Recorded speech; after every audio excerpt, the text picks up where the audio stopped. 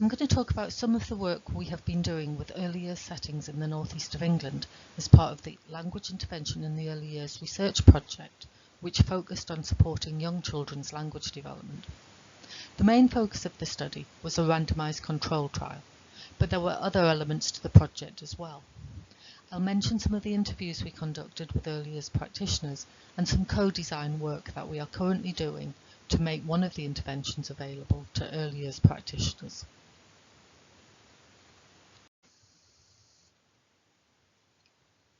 As one of the prime areas of the English Early Years Foundation Stage curriculum, language and communication underpins all areas of children's learning. This report, produced last year by Speech and Language UK, identifies how problems with language can be associated with problems with mental health, academic achievement and employment. It highlights the growing number of children with additional needs in language and communication. We know this has been happening for many years, and COVID exacerbated this. We know that children from socially disadvantaged groups are at greater risk. The increasing level of language and communication needs have resulted in growing waiting lists and pressure on speech and language therapists. Early years practitioners are having to provide a lot of support in this area. Early years settings are looking for evidence-based interventions they can deliver themselves. However, few interventions have been rigorously evaluated using randomised control trials, and where they have, many have proved to be ineffective. I'm going to talk about one of the interventions we evaluated as part of the Lively randomised control trial, Building Early Sentences Therapy, or BEST. We found that it could be effective when delivered by speech and language therapists in early years settings. And the settings we worked with told us that they would like to be able to deliver it themselves. So I'll talk about the work we're doing, looking at how it might be delivered in early years settings with support from speech and language therapists.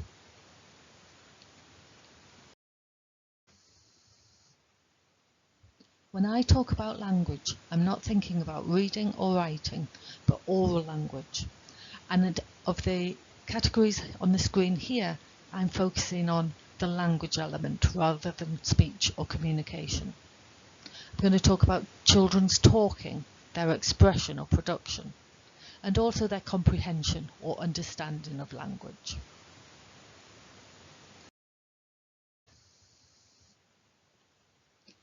We know that early years practitioners and settings are already providing support for language and communication.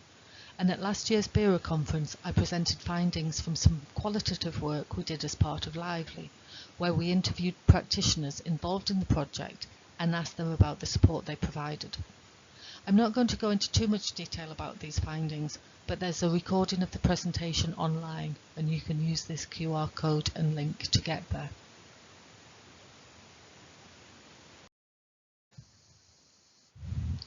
Early years practitioners I talked to described the work they were doing in each of the areas mentioned on the screen: identification, support, knowledge, practice and collaboration. They talked about identifying which children needed support and what type of support would be appropriate. They talked about whether all staff had the knowledge that they needed and whether this knowledge was put into practice appropriately. And they also talked about collaboration, how they worked with others within their own setting and with other sources of support, such as speech and language therapists. I identified two sub-themes as being the most interesting to me. Firstly, how explicit is the knowledge? Are people able to articulate what they are doing and why? And where is the expertise in relation to where the support is delivered? In some cases, a SENCO is responsible for identifying children and deciding what support is needed, even though they may not know the children as well as the classroom staff. And sometimes the identification and decisions about support happens at the speech and language therapy level. This process is sometimes supported by effective collaboration. So relationships with speech and language therapists are important, and I'll come back to this theme later.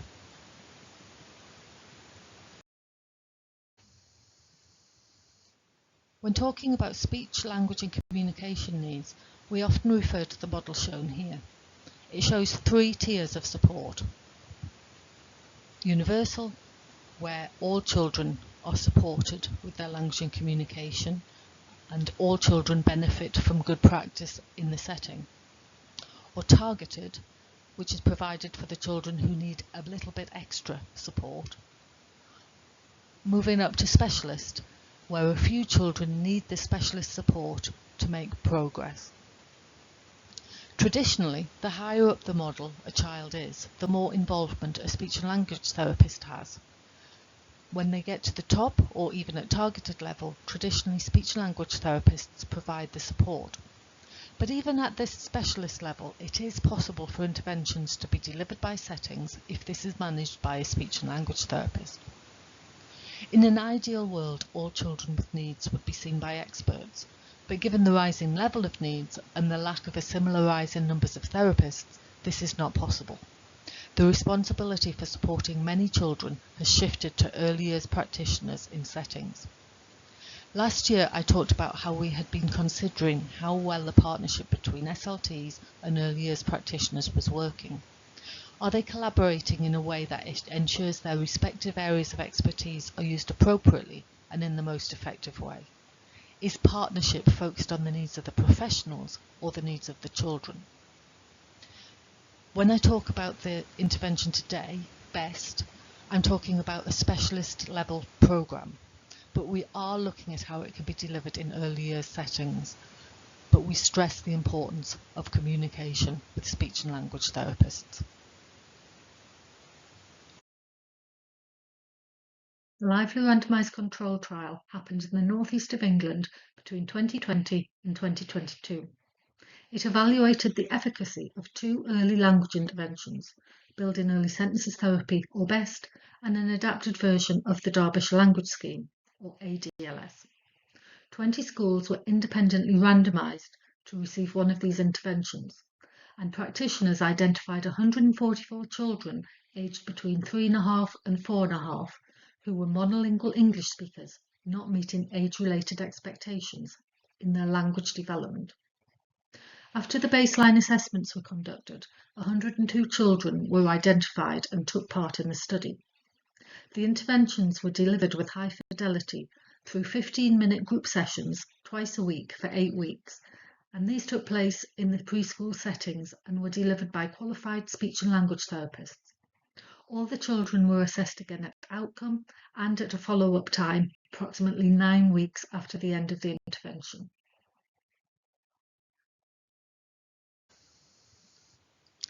Both interventions resulted in children making progress.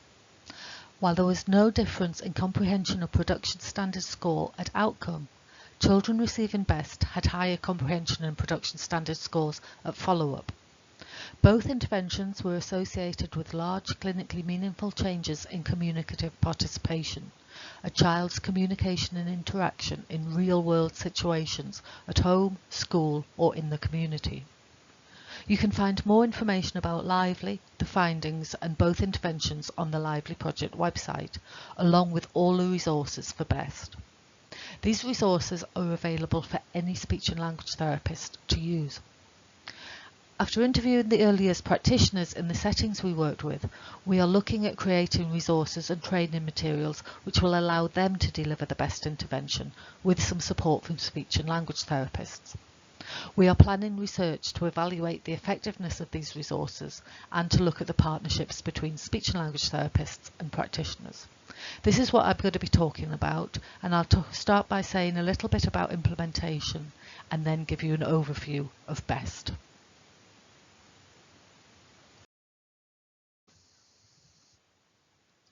As this quote says, it doesn't matter how great an educational idea of intervention is if it's not being used. So we have made the BEST resources freely available and want speech and language therapists to use it. Settings and parents liked BEST, and the practitioners expressed an interest in using it themselves, so we're now focusing on implementation. And there are a number of resources that help us to work out what we need to focus on as we develop and roll out BEST.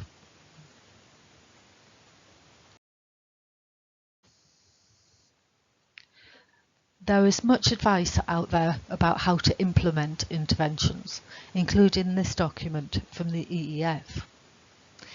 It shows an iterative process of implementing interventions. You need to start by working out what the children and setting need and assess possible approaches to meet those needs. In this case, the use of BEST to support language and communication. It's then important to prepare the intervention, to plan and design what you're going to do and practically prepare the people who are going to be involved. As you deliver it, it's important to monitor and improve how it is being delivered and to provide support to the team in the setting. And finally, it's important to review what has been done and to work out if it has been effective, in which case how can it be continued, or if it hasn't been effective, in which case the setting would stop implementing the intervention.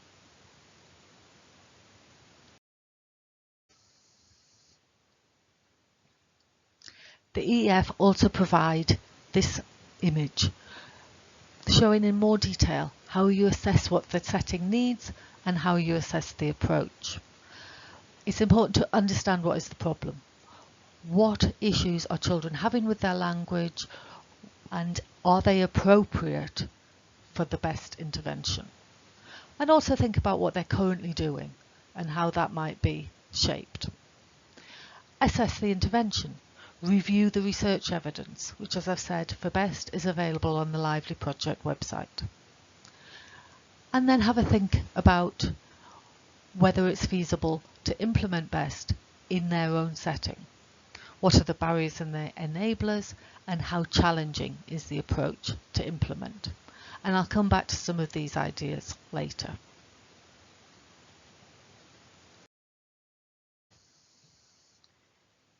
I'm now going to say a little bit about BEST. It was developed by Newcastle University, Manchester University and speech and language therapists in Rochdale. It's a specialist intervention. It's not appropriate for all children. It was designed for children from the age of 3.5 who have low levels of language. The aim of the intervention is to develop children's ability to use sentences with different numbers of elements and to be able to use these sentences flexibly with a range of different verbs and nouns and with the appropriate grammar. It is normally delivered in small groups and takes about 15 minutes. It's delivered twice a week for 8 weeks, so it's a low dosage intervention. After children have had a session, they take a booklet home, which they can look at with parents and revisit the language structures they were exposed to during the intervention session.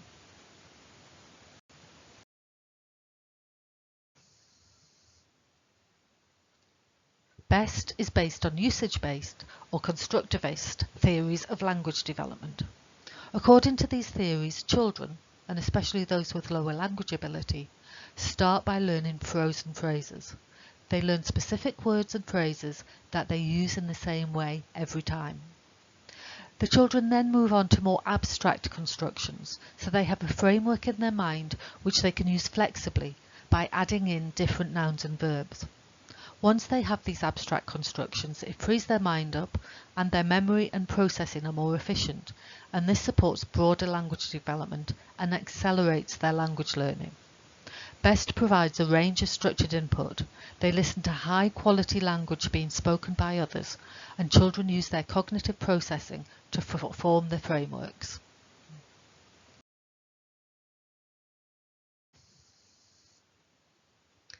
So just to explain this a little bit better, each BEST session has the same structure, and children are presented with a set of paired verbs, each of which uses the same predicate argument structure, and these sentences are acted out with toys. In phase 1, the input phase, children listen to the range of sentences, and each sentence has a small variation each time. So here we have a teddy washing a cup, a teddy washing an orange. The agent, the teddy, remains the same, and the action, washing, remains the same, but the patient or object being washed changes. Alongside the use of toys to act out the sentences, the therapist also uses sign, Makaton for content words and Paget Gorman for the morphology. So each element of the sentence is being signed to the child.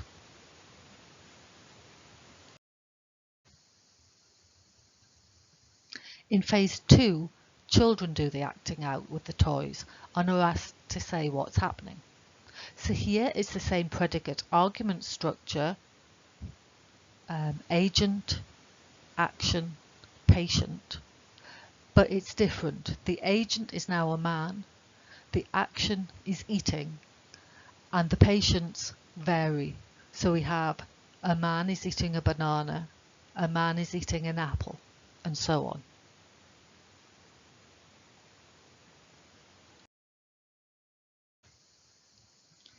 This slide shows an overarching view of BEST. First of all, children are identified and assessed to make sure they meet the eligibility criteria. This means that they can engage with the intervention. They also have the pre-treatment assessment.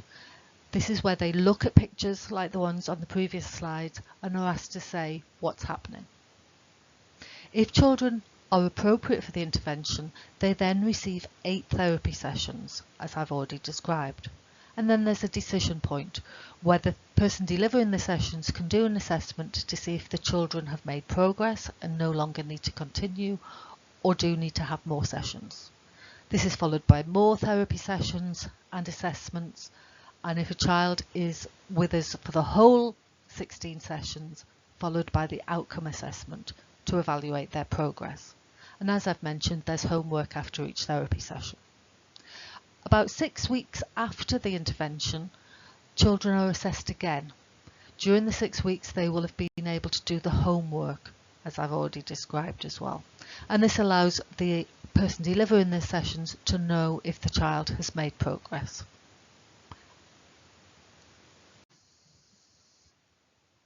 As I've mentioned, we talked to people within the settings about the BEST programme. We also talked to the parents of the children who had received BEST, and the results were overwhelmingly positive. As you can see here, 100% of schools said some or all of the children's language skills improved, and 100% said children's confidence improved. And when you look at parents and carers, again, 100% thought the child enjoyed the sessions, 100% thought that child's confidence grew. Where there's 92%, these findings referred to both BEST and DLS. If you separate the BEST scores, this would also be 100%. And as I've said, settings really wanted to know if they could carry out the intervention themselves with their children. This takes us to the focus of our current research. We are exploring how BEST can be implemented effectively in early years settings by early years practitioners. And we are co-designing support materials and training resources to help practitioners implement BEST effectively. We've been working with early years practitioners.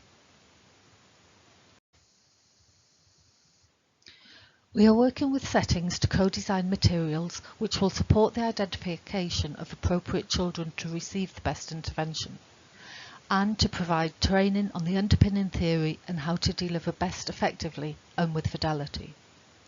We will share details of the process, which has involved surveys, interviews and co-design, and we plan to pilot these resources in schools. They will all be published on the BEST website. Stakeholder involvement is an overarching principle central to all stages of our research. We conducted face-to-face and online semi-structured interviews with early years practitioners and speech and language therapists with experience of delivering BEST. We continue to consult members of the BEST development team, Professor Christina McKean and Dr. Sean Pert. We have run co-design sessions with practitioners who were not familiar with BEST. And we are focused on the suitability and feasibility of adapting BEST to be delivered in schools by early years practitioners.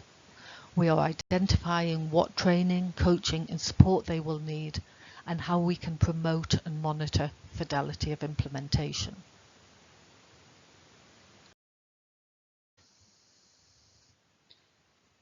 We've used the APPEASE framework to structure the work that we've done, so that we can focus on the different elements it highlights. We want to know if BEST will be acceptable. Will it be liked by the practitioners and the children? Will people engage with it? Is it practical? is it possible to implement it in early years settings? Is it effective? Will it have the desired outcomes for staff and children? And is it affordable? Can costs be covered and resources made available to support its implementation? Are there any spillover effects? What will implementing BEST affect? Will it stop settings from doing other things? And is there equity? Will BEST have an impact on inequality and inequality within a setting? And as I mentioned before, we wanted to explore the lower part of this diagram, whether BEST is feasible. We wanted to know what the barriers and enablers would be and how challenging it would be to implement BEST effectively. On the next couple of slides, I'm just going to pull out a few of the things that we identified to show you how what settings and practitioners said match the APEAS criteria I've already explored. So some of the enablers were, it will be acceptable because they see it as having high quality impact. They think it's practical because it's a low dosage intervention. It requires 16 sessions delivered twice a week. It's theory based and the theory is easy to understand, so they believe it will be effective. It's easy and cheap to resource. Most of the toys are already available in settings, and because it doesn't take too long, they thought that it would be possible to release the staff needed. They thought using BEST would be valuable because the observations can be recorded and used as evidence to support education and healthcare plans. And they thought it would be good to keep children in class as long as possible. They only have to go out for a short time to do BEST, and this supports equity. You're not separating children out and giving them different experiences for too long.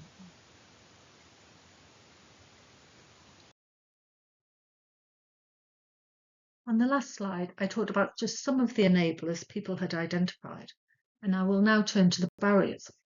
We want to listen and respond to people's concerns. Some of the barriers people highlighted were due to how we presented the resources or misconceptions about the intervention, and these are relatively easy to address. For example, people had concerns about cultural diversity. The toys we used in the co-design depicted a white man, woman, boy, girl, and baby. We do have other toys that would not have led to a concern about diversity, and settings can of course choose the toys they want to use. The initial resources and pictures were designed carefully to depict different cultures, and we need to make sure the website uses appropriate photos to avoid potential users having the same concern. Some settings thought there might be problems getting their parents involved in homework, and this might mean it was not practical to implement BEST. We will ensure resources include suggestions for talking to parents and encouraging them to work on BEST at home. But if this isn't possible, staff within settings could do the homework activities with the child. Some early years practitioners were keen to know more about what progress children were likely to make. We've put the results of the Lively randomised control trial on our website so people can see the type of progress the children made. We also have tools settings can use to track the progress of their own children. While the low dosage was an enabler, the intervention was originally designed to be delivered by 2 staff, and this is a potential barrier. Many settings would find it difficult to release 2 staff. It is possible, though, for 1 person to deliver the intervention, and this happened in the research. The manual shows how this can be done. Finally, some people felt the eligibility criteria could mean some children they thought would benefit from BEST would not be eligible. While BEST is a specialist intervention and not appropriate for all children, some of the eligibility criteria are open to interpretation. For example, they say no children with a diagnosed learning difficulty or hearing or visual impairment. The criteria are aimed to ensure only children who are able to engage with the resources will receive BEST. Working with an SLT will also help settings to make the right decisions.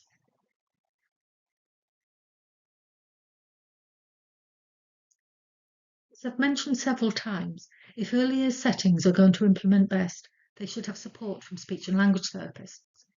This is potentially the biggest barrier to settings using the intervention. Staff in the settings should not be doing the eligibility assessments. These are used to diagnose children, and SLTs will know if children have needs that BEST can't address. And it's important to consider clinical risk and making sure children who aren't eligible for BEST are not put in BEST groups, as it might be harmful. For example, we know from evidence that for children who receive phonological awareness interventions too early, it can have a detrimental impact on their literacy skills, and it might delay or prevent identification of diagnoses like ASD. BEST is an intervention which targets children at a specialist level of need for language delay or disorder, and is not for children whose difficulties may stem from social communication, ASD, ADHD, or behavioural challenges, as they are unlikely to benefit from the shared attention and social interaction motivations built into the BEST intervention. BEST is not for everyone, and the SLT is very important in this. Schools are enthusiastic about BEST and are keen to take a lead in delivery. There have been insightful and practical suggestions, and feedback has informed the adaptation of the existing BEST resources. Speech and language therapists will need to support the school delivery model, and this will require further engagement with stakeholders, including speech and language therapy service managers, and that we will need to develop a service model which is acceptable and feasible for both schools and speech and language therapists. From the co-design, we have identified many enablers to implementing BEST, and we need to celebrate these and communicate them so that BEST can be used more widely. The next stage of our research will be to look more closely at the bottom right corner of this diagram. Our next step is to look at implementation, and we are hoping to run a pilot project with early years settings and SLTs. The next stage of our research will pilot BEST intervention and the co-designed resources across the North East. We want to establish whether BEST can be delivered effectively and with fidelity by early years practitioners. We want to explore further the barriers and enablers to implementing interventions in early years settings. And we want to explore models of collaboration between early years practitioners and SLTs.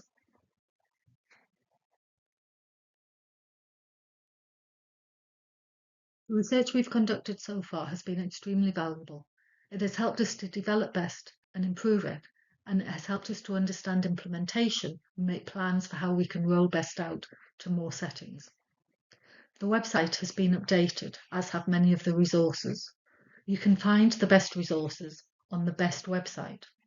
And if you want to know more about our research or read some of our publications, you can access information about this on the Lively website. You can use the QR code here to access these.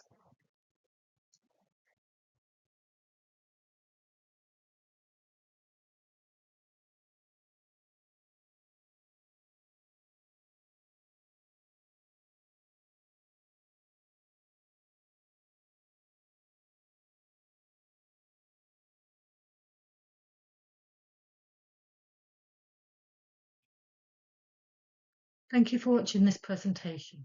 If you have any question about any aspect of the research or about BEST, please do contact me. Thank you.